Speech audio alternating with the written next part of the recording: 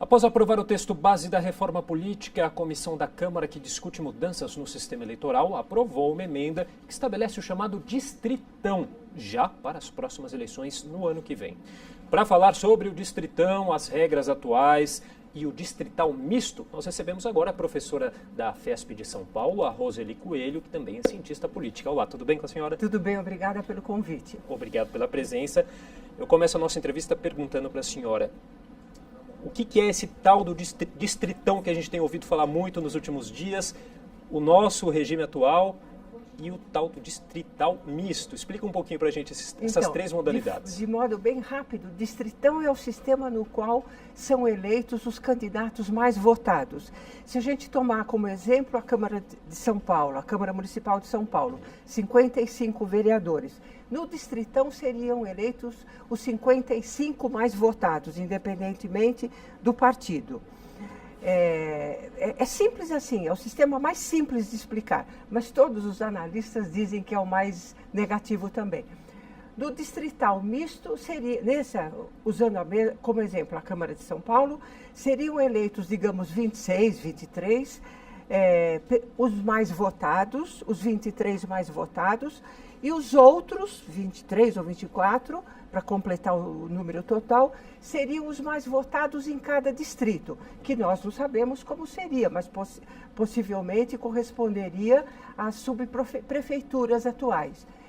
Um cá e um lá. E hoje não, hoje realmente é um sistema mais complexo, mais difícil de entender.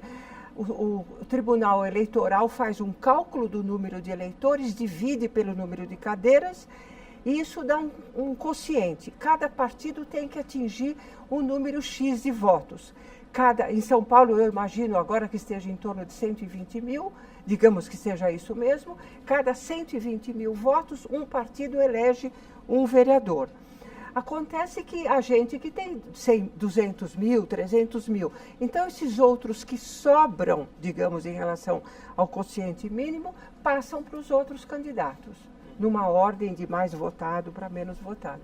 Agora, o que estranha, professor, é que apenas 4 países no mundo adotam esse sistema do distritão, né? E países sem tanta relevância no cenário absolutamente irrelevantes, né? Um deles parece que é Taiwan. Não, Taiwan teve... Afeganistão, Jordânia, uma ilha com nome impronunciável... E Vanuatu, me passaram aqui e Taiwan as informações. está deixando, não terá mais o distritão. Porque realmente do ponto de vista, digamos, do aperfeiçoamento da democracia, realmente é o mais negativo, é o modelo mais negativo. Bom, então, a ideia é que a gente já tenha o distritão aí para as próximas eleições do ano que vem, que dizem também que seria aí um modelo de transição para o distrital misto em 2022. Isso, eu li isso. Agora, eu acho que, não sabemos se vai ter mesmo distritão em 2018, eu espero que não. Mas supondo que eles implementem isso, eu acho que dificilmente eles mudariam de um distritão para um distrital misto em 2022. Porque eles terão sido eleitos, os deputados que estarão lá, falando do governo federal, digamos, né, do Poder Legislativo Federal. Terão sido eleitos pelo distritão. Eles dificilmente vão mudar as regras. Todos os textos de teoria política, de ciência política, mostram isso, as pesquisas mostram. Parlamentares não mudam as regras que os elegeram, sabe, para novas regras. Tanto que eu acho que essa aprovação na comissão especial do distritão foi apenas para causar impacto, eu acredito. E por que a senhora acha que é negativa essa mudança? Muitos partidos menores também são críticos a essa mudança, dizem que teriam prejuízos. Eu acho que teriam, mas todos os partidos teriam prejuízo, porque é um sistema que elege apenas os mais conhecidos. Se você quer radicalizar o argumento, você pode dizer que é um sistema que elege as celebridades.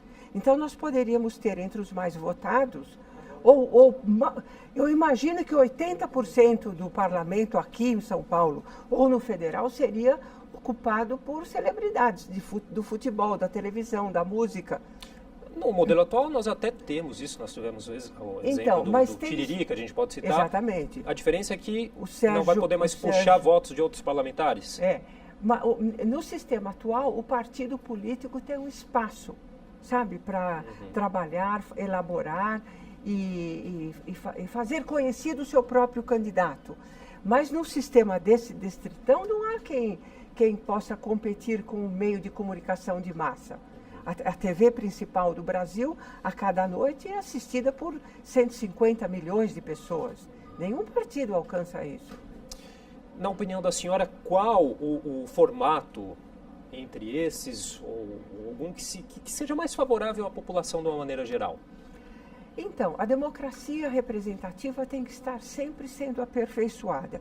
Eu imagino que esse sistema que nós temos agora é o sistema adotado na maior parte dos países do mundo. A Alemanha adota um distrital misto, a Alemanha, né?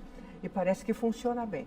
Eu imagino que esse nosso sistema atual, com aperfeiçoamentos, alguns aperfeiçoamentos, eliminar o posto de suplente de senador, por exemplo, que é absolutamente irrelevante. Eu não sei qual é o senador que está no lugar do Aloysio Nunes, que está ministro das Relações Exteriores. É nosso senador. Eu votei, provavelmente você também, na eleição, né, para o Senado, e temos lá alguém que nós nem sabemos quem é, né? Seria ótimo que eliminasse isso. E aperfeiçoar a representação. Uma democracia perfeita que de fato inclua e represente a população toda é muito difícil. Uma cota, na Escandinávia estão adotando isso. O parlamento tem que ser ocupado por 50% de mulheres, independentemente da votação, em relação aos candidatos homens. Você vê que avanço, né? É uma coisa maravilhosa, porque metade da população é mulheres, né?